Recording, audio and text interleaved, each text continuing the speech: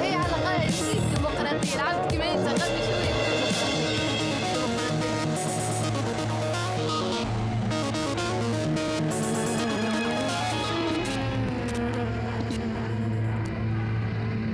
Maghreb Orient Express, bienvenue à tous sur TV5 Monde. Ils utilisent les mots pour dénoncer l'horreur et bien souvent, ils nous disent aussi en même temps toute la beauté de ce monde. Qui de mieux que les poètes pour aider l'humanité à faire face à la violence ou à l'arbitraire? Trois invités avec nous ce soir dans MOE. Iyam Yared, bienvenue à vous. Vous êtes poète, vous êtes auteur d'Esthétique de la prédation aux éditions québécoises Mémoire d'Encrier. Avec nous également Salah Al-Hamdani, vous êtes poète, vous aussi co-auteur avec Ronnie Sommek de Bagdad, Jérusalem, à la lisière de l'incendie, édition Bruno Doucet. Les poèmes, mais aussi les films pour raconter les injustices. Avec nous en direct de Luxor en Égypte, Magda Ouassef. Merci d'être avec nous. Vous êtes historienne, spécialiste du cinéma arabe, en particulier du cinéma égyptien, et vous êtes la présidente du festival de Luxor du cinéma égyptien et européen. C'est le grand jour. C'est parti et c'est jusqu'au 25 janvier. Alors, 3 ans après la Révolution, est-ce que la programmation fait écho d'une certaine manière aux événements en cours en Méditerranée?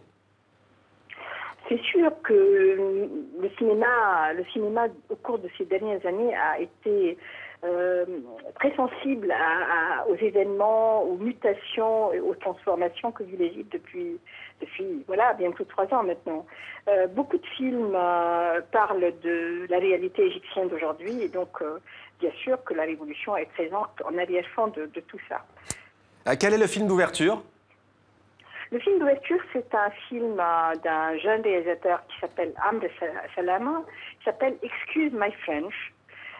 C'est un film assez cocasse. C'est un film qui parle aussi des questions, des problèmes confessionnels en Égypte d'une manière assez légère et sympa. Et donc c'est un film qui aborde des questions graves, mais d'une manière assez légère et audacieuse à travers le regard d'un enfant qui se retrouve du jour au lendemain déclassé en passant de l'école privée de son beau quartier à une école publique où d'un seul coup il découvre des réalités. Et il découvre aussi que c'est la différence entre chrétiens et musulmans est une réalité aussi, qu'il n'ose pas avouer à son environnement, à son nouvel environnement. Oui, car c'est en fait un jeune chrétien, Magda Ouassef, qui se fait passer pour un jeune musulman pour justement intégrer une école publique. Est-ce que vous êtes passé par le bureau de la censure, encore aujourd'hui, 3 ans après la Révolution, ou pas?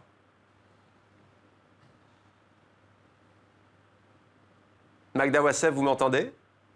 Ah, je crois que nous avons un problème de liaison avec Magda Ouassef à Luxor. On reviendra sans doute après avec Magda Ouassef, président donc du Festival du film de Luxor. Iyam Yared, vous publiez donc ce recueil de poèmes Esthétique de la prédation. Alors ce sont 2 mots aux antipodes, hein, cela va de soi. Pourquoi les associer? Parce que d'abord, l'écriture et l'art est une tentative ultime d'esthétique, on va dire.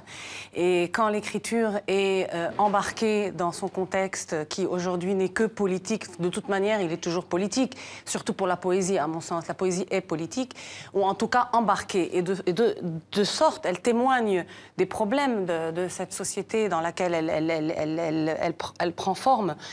Et donc, en fait, c'est un livre qui parle de la particularité qu'a l'homme, finalement, de pouvoir intellectualiser, de rendre la prédation, qui est un instinct animal, sauf que chez nous, indexé à l'intelligence, ben, ça devient une prédation efficace, collective.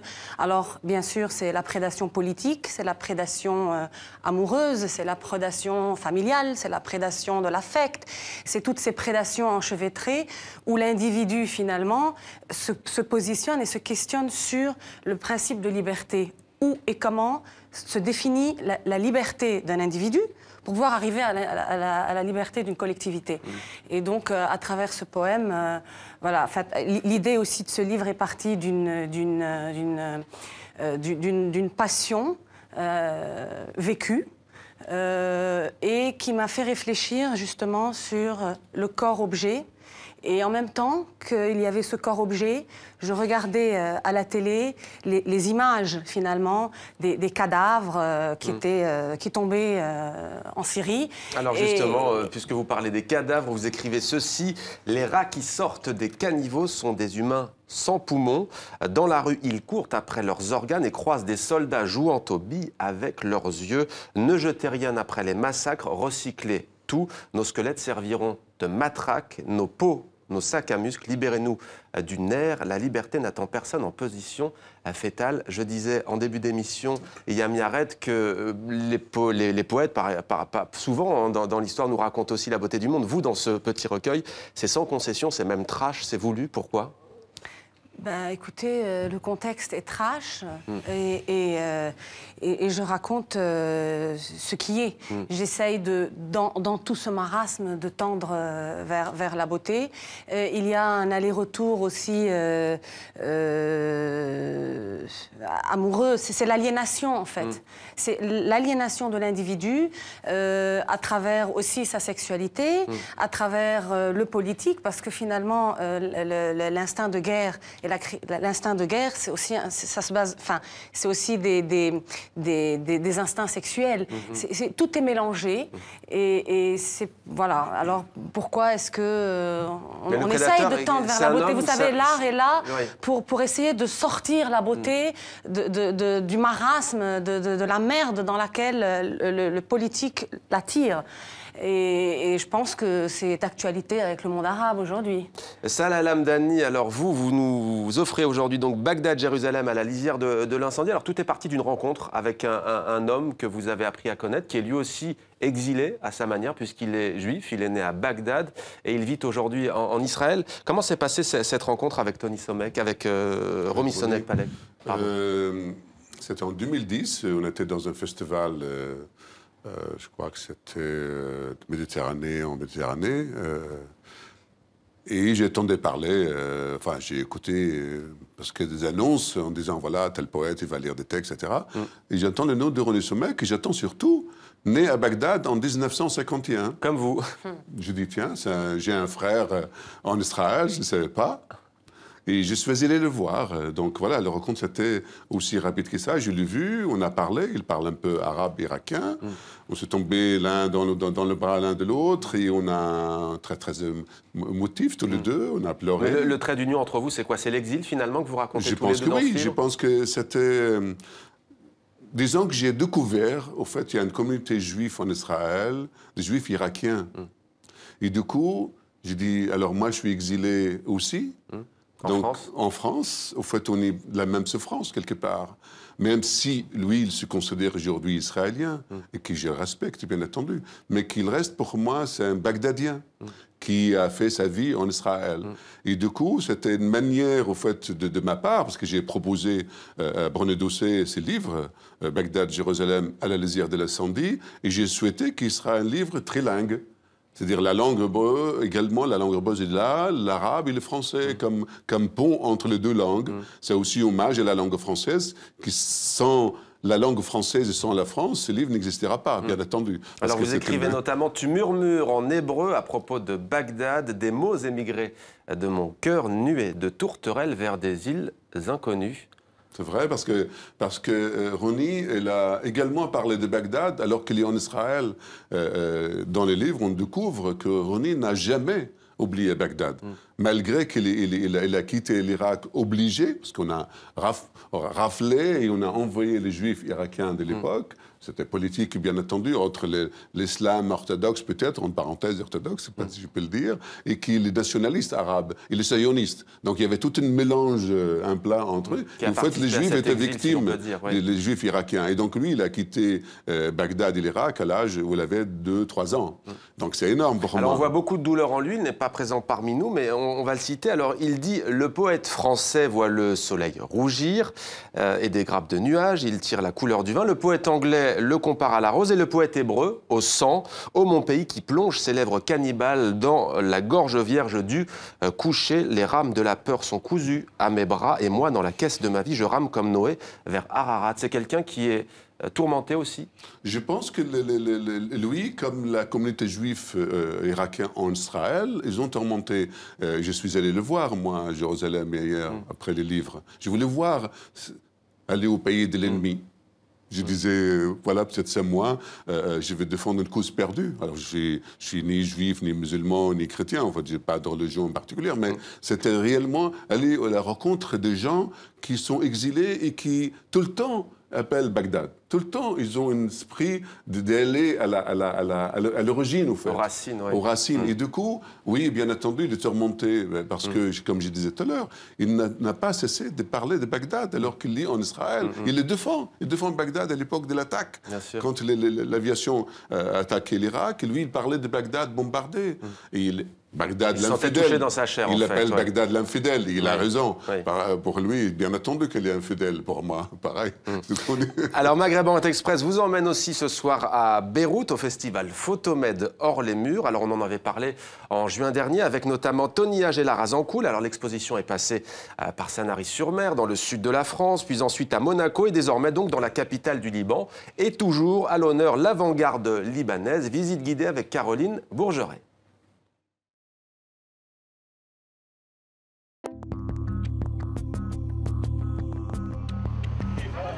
Attentat ou pas, le centre-ville de Beyrouth accueille toujours les jeunes mariés venus s'y faire photographier. C'est dans cette partie de la ville refaite à neuf que s'exporte ce mois-ci le festival Photomed, l'occasion pour les photographes libanais de partager leur travail, souvent marqué par cette ville pas toujours facile à vivre. Beyrouth, en fait, est une ville qui change énormément, qui a souvent un crève-cœur parce que des endroits qu'on aimait énormément disparaissent.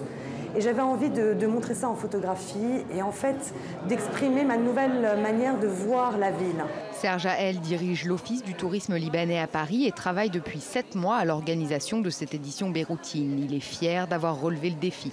Nous avons connu 15 ans de guerre dans les années de 75 à 90. Depuis, nous sommes dans une dynamique de reconstruction. Parfois, c'est pénible. Nous sommes un pays en voie de développement. Mais il y a vraiment une vraie volonté de création au Liban. Les artistes libanais ne bénéficient de presque aucun soutien étatique au Liban. Johanna Andraos présente une série réalisée dans un vieux palais libanais empreint du temps qui passe. C'est une fidèle de Photomed. C'est la première fois que je me sens appartenir à quelque chose, c'est-à-dire au Liban on travaille souvent seul et que là en fait on s'inscrit dans un mouvement. Et ça est un mouvement qui redynamise la ville, surtout dans les conditions dans lesquelles elle est plongée en ce moment. Les expositions sont réparties dans plusieurs galeries. Ici, dans les nouveaux souks de Beyrouth, le président du festival confirme l'état d'esprit des organisateurs, ne pas se laisser abattre. J'ai absolument tenu à maintenir le festival parce que je pense qu'il est important d'être à côté de nos amis libanais à une période où d'autres festivals se sont annulés, tels que le festival du cinéma. Nous avons voulu garder ce festival absolument à ce moment-là, car il nous paraissait important d'offrir un moment de culture et de s'échapper un peu de tous ces problèmes politiques. Photomed au Liban, c'est jusqu'au 16 février, au moins une bonne raison de visiter Beyrouth ces jours-ci. Voilà, il y en a plein d'autres des raisons de visiter Beyrouth. Yam Yared, vous êtes donc en ce moment en résidence à Bruxelles, en Belgique, avec Passaporta. Alors on imagine que pour vous, c'est une respiration quand on entend ce que viennent de dire ces artistes libanais, de quitter un pays tourmenté? Bien sûr, c'est une respiration. On a besoin d'avoir une distance avec ce qui nous mange, parce que finalement, on est là, on est embarqué et on est embarqué avec ses émotions. Et pour écrire, on écrit avec les émotions, mais on écrit aussi avec une certaine cérébralité, un recul. Et le calme est très salutaire, justement, pour pouvoir permettre d'écrire dans les meilleures conditions, de faire le calme en soi, et puis aussi de se déplacer vers une altérité circonstancielle, vers quelque chose qu'on ne connaît pas, et du coup, on a un meilleur lien avec ce qu'on pense connaître, et on découvre des choses au fur et à mesure de l'écriture qu'en étant sur place, on ne peut pas découvrir parce que les émotions ne se décantent pas. Alors, il est question dans votre recueil des dictatures visibles, mais vous nous l'avez dit aussi de toute autre forme d'oppression. Est-ce que pour vous, le militantisme, entre guillemets, est finalement consubstantiel à la poésie? Est-ce que c'est inhérent d'une certaine manière? Vous revendiquez cet acte de... Écoutez, à l'écriture, certainement. Camus disait... par rapport à l'engagement de l'écrivain, il disait c'est pas une question d'engagement, c'est une question d'être embarqué. C'est un mot que j'utilise depuis tout à l'heure. C'est inévitable, c'est inhérent à l'écriture. L'écriture est à l'intérieur d'un contexte, elle est le témoin de ce contexte, et quand elle va se forger une identité de style, parce que finalement c'est aussi de la littérature. On n'est pas seulement, on n'est pas des journalistes, mais on ne peut pas faire abstraction de ce milieu, de l'exil que ce milieu génère en nous, de cette schizophrénie, parce qu'écrire et être au milieu du chaos, c'est aussi une schizophrénie. Voilà, et bien sûr, pour moi, c'est inhérent. Salah Lamdani, Albert Camus, je crois qu'il vous tient beaucoup à cœur. Oui, moi, en fait, je suis venu en France pratiquement grâce aux écrits d'Albert Camus. C'est-à-dire que j'ai découvert, après que je suis sorti des prisons politiques, j'étais prisonnier politique à l'époque de Saddam Hussein, torturé et effacé de l'existence. J'ai découvert dans les cafés de Bagdad Camus, en arabe. Et au fait, le livre qui m'a beaucoup touché et qui m'a éloigné d'abord de la religion, à Bagdad même, et également, il m'a poussé presque, à grande admiration de ses écrits, c'est les mythes décisifs. Et quand j'ai lu ça, j'ai dit, un homme qui écrit des choses aussi magnifiques, certainement que son pays aussi.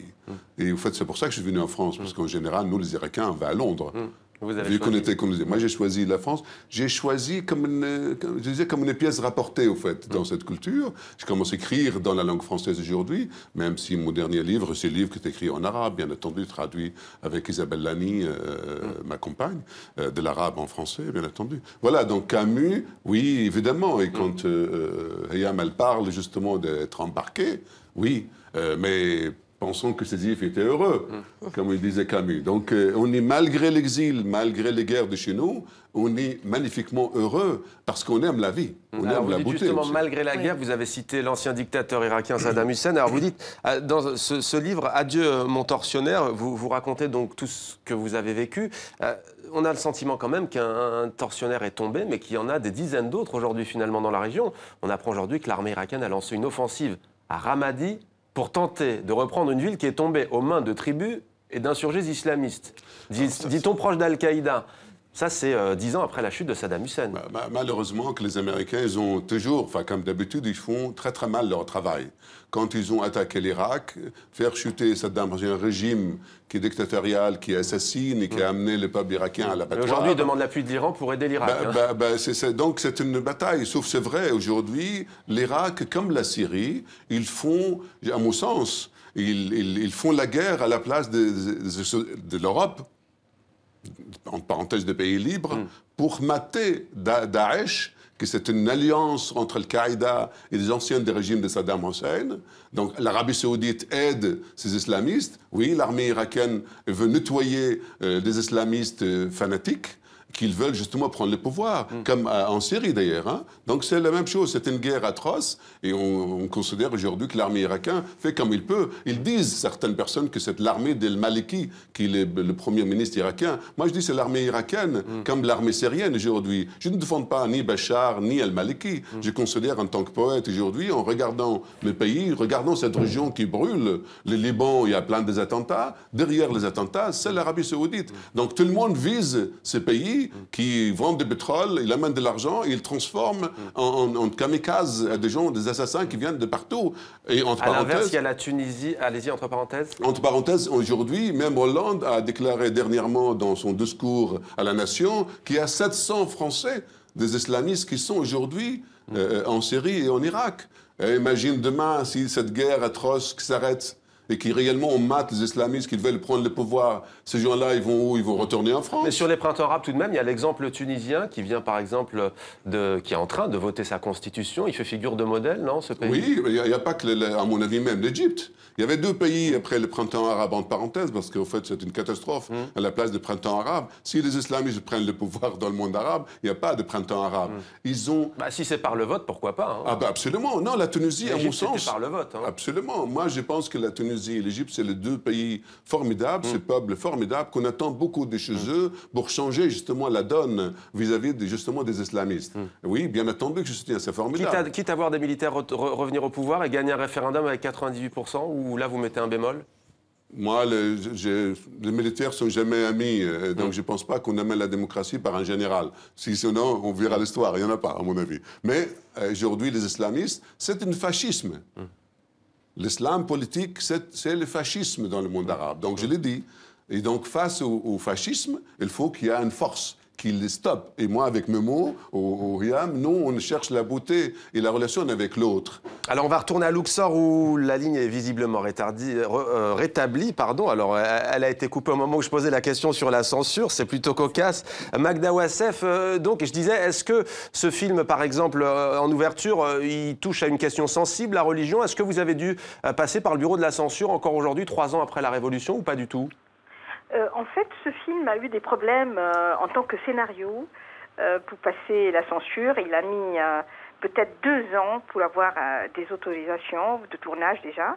Et puis ensuite, bizarrement, il a obtenu facilement son visa de censure et il sort en salle le 22. Donc c'est un film qui est d'une actualité, mais il l'aborde d'une manière assez légère, qui fait qu'on on fait passer beaucoup de choses avec ce sens égyptien de la comédie. Et donc c'est un film qui est vraiment sympa, mais en même temps grave, dans un sens. Et pourquoi French, au fait, puisque nous sommes la chaîne de la francophonie? Parce qu'en arabe, le film s'appelle La Moarza. La Moarza, dans le film, ce garçon-là qui passe d'un monde à l'autre, le maître pose la question que fait ton père, quel est le travail du père, et chacun de ce nouveau milieu s'excuse en annonçant la profession du père, un plombier, la Moarza plombier, la Moarza, voilà. Et ce garçon, il dit, il ne sait même pas pourquoi on dit la Moarza, il pense que c'est un mot plutôt poli. Il dit la Moarza, directeur de banque. Et donc tout le monde explose de rire et on le surnomme la Moarza. Alors peut-être très rapidement, Magda Ouassef, peut-être vraiment très rapidement, difficile d'esquiver l'actualité, d'autant plus qu'on vient d'en parler avec Salah Hamdani qui voit en l'Égypte un modèle au même titre que la Tunisie. Que ressentez-vous sur place à Luxor? Est-ce que les artistes ne sont pas un peu gênés finalement par ce référendum qui caracole avec pratiquement 100%? Je pense que les avis sont partagés, mais en même temps, il y a une chose que nous avons vécue cet été, c'est qu'il y a eu vraiment une révolte populaire contre les islamistes. Et donc, à partir de ça, le changement s'est imposé. L'armée est venue à la rescousse. Donc, je pense que pour l'instant, il faut attendre que les élections présidentielles, les élections législatives, les nouvelles élections se tiennent et on verra bien où va l'Égypte par la suite. Merci beaucoup Magda Ouassef et très bon festival à vous à Luxor. Merci d'avoir participé à Maghreb Orient Express. Iyam Yared, il est temps aussi de vous demander quel avis avez-vous justement sur l'actualité en Méditerranée? La Tunisie qui semble avancer, l'Égypte c'est beaucoup plus compliqué. Écoutez, moi je suis après tout dans mon embarquement. Je suis une femme et je suis très préoccupée par la cause des femmes et la résultante que ça aura sur leur vie. Pour reprendre, je pense que Daesh est une calamité et est en train de s'enraciner dans le dit Levant avec aucune connexion culturelle avec la région. C'est des mercenaires venus d'ailleurs qui viennent imposer une loi qui est du ressort du fascisme et qui n'a rien à voir avec la culture des peuples et des autochtones qui sont là, des personnes qui sont là. Et donc, voilà, la place de la femme dans tout ça, je trouve qu'elle est désastreuse. Je pense que la Tunisie est en train de donner l'exemple avec la nouvelle loi qui a été votée sur la parité entre hommes et femmes.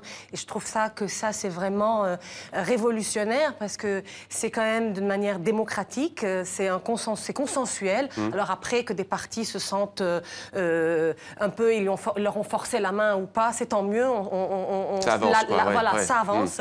L'Égypte, il y a une société civile qui donne de l'espoir parce que franchement, quand vous avez en contrepartie de tout ça des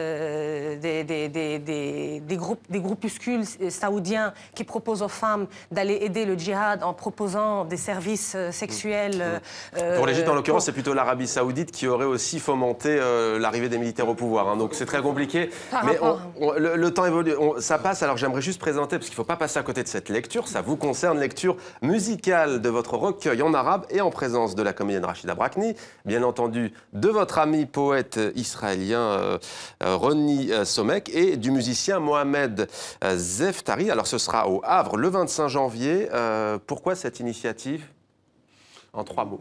Je pense tout simplement que je crois que les festivals s'appellent genre quelque chose de l'alliance ou c'est le goût des autres. Hein. Le goût des autres, et donc en fait c'est la paix avec l'autre.